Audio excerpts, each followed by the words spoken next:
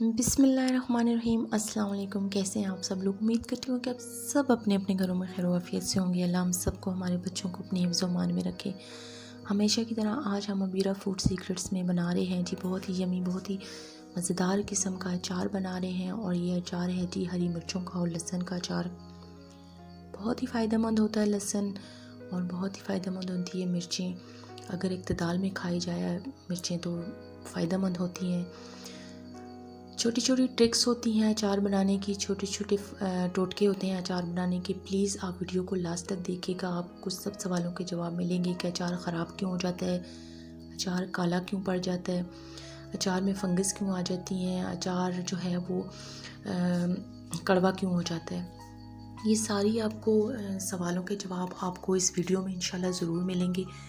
آپ نے ویڈیو کو لاسٹ تک دیکھنا ہے اور چھوٹی چھوٹی ٹرکس آپ نے فالو کرنی ہے۔ سب سے پہلے آپ نے کیا کرنا ہے کہ ہری مرچیں لے لی ہیں، میں نے یہ والی ہری مرچیں لی ہیں۔ آپ کسی قسم کی بھی ہری مرچیں لے سکتے ہیں، بڑی لے سکتے ہیں جو بہت زیادہ بڑی ہوتی ہیں وہ بھی آپ لے سکتے ہیں، اور بہت زیادہ جو چھوٹی ہوتی ہیں وہ بھی آپ لے سکتے ہیں، یہ آپ کے اپنے اوپر ہے۔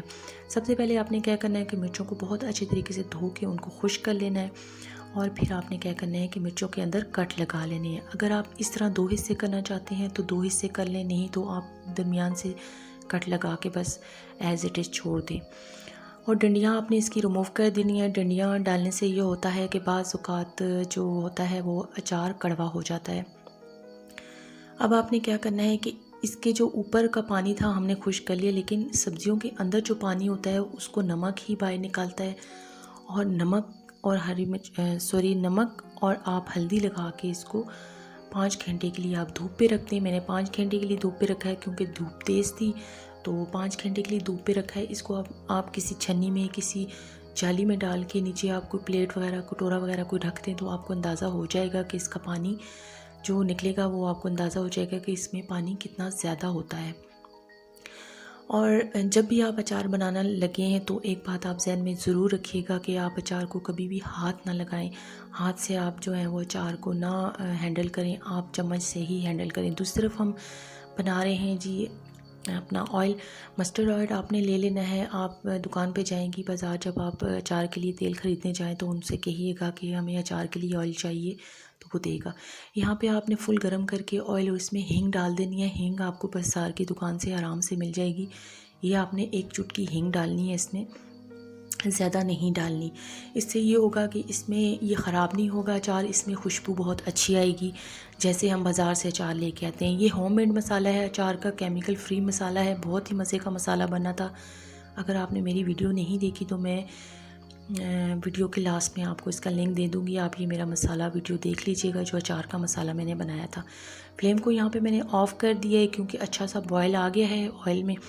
کچا آئل آپ نے بالکل بھی نہیں ڈالنا، کچا آئل ڈالنے سے یہ ہوتا ہے کہ اچار کالا ہو جاتا ہے اور اس میں ہیک آنے لگتی ہے تو اچھا نہیں لگتا۔ دوسری طرف ہماری مرچیں جو ہیں دیکھ لیں آپ کہ یہ خشک ہو گئی ہیں، یہ دیکھیں انہوں نے کتنا پانی اس میں سے نکلا ہے، یہ زیادہ نکلا تھا کیونکہ دھوپ میں خشک ہو گیا۔ دوسری طرف ہم نے کیا کیا ہے کہ نمک لگا کے اور لہسن کو بھی ہم نے رکھ دیا ہے۔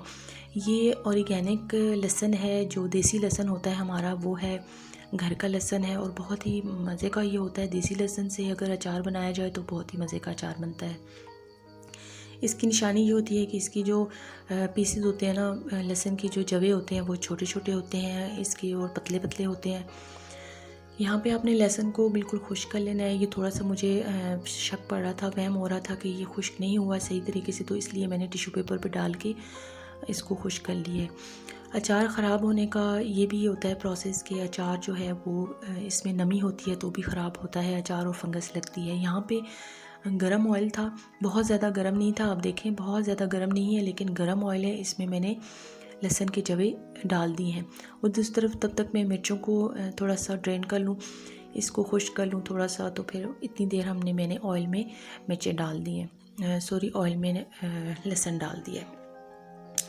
یہ ہوم میڈ مسالہ ہے، اس کی خوشبو بھی بہت پیاری ہے، اور یہ ہے بھی بہت پیارا مزے کا مسالہ تھا۔ آپ یہ مسالہ بہت سا گھر میں بنا کے رکھ لیں، اچار گوشت بنائیں یا آپ اچار بنائیں تو یہ مسالہ آپ کو بہت کام آئے گا۔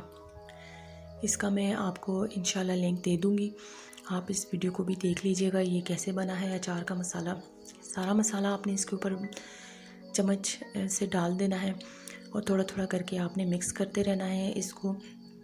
اور آپ نے پھر بھی آپ کو بار بار کہہ رہی ہوں کہ آپ نے ہاتھ نہیں لگانا، اچار کو ہاتھ سے مکس نہیں کرنا.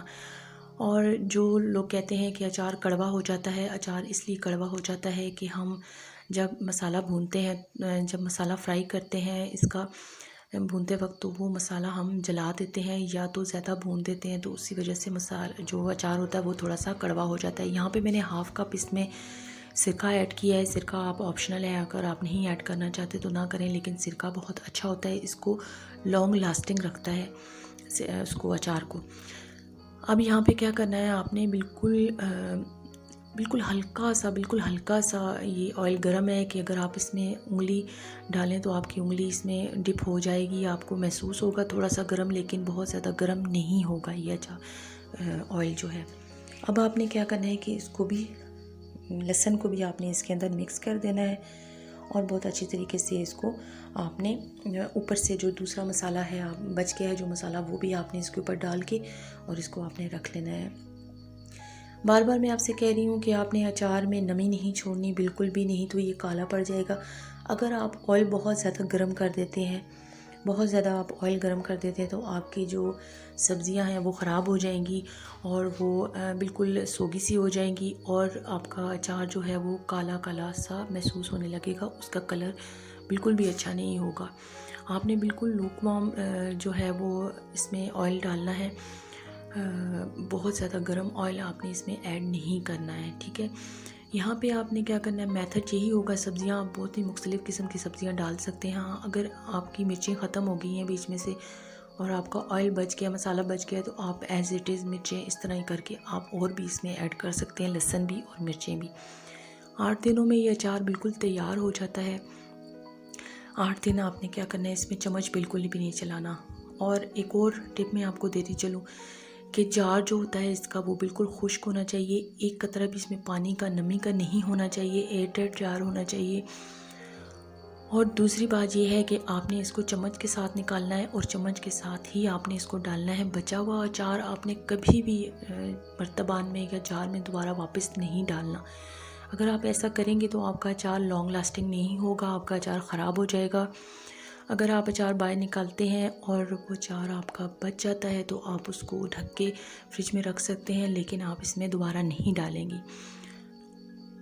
گھر میں اگر آپ اچار بناتی ہیں تو آپ نے یہ چھوٹے چھوٹے سے میتھڈ آپ نے یاد رکھنے ہیں اور آپ نے فالو کرنے ہیں. چھوٹی چھوٹی ٹرکس ہوتی ہیں، چھوٹے چھوٹے سے یہ ٹوٹکے ہوتے ہیں، بہت کام آتے ہیں انسان کے.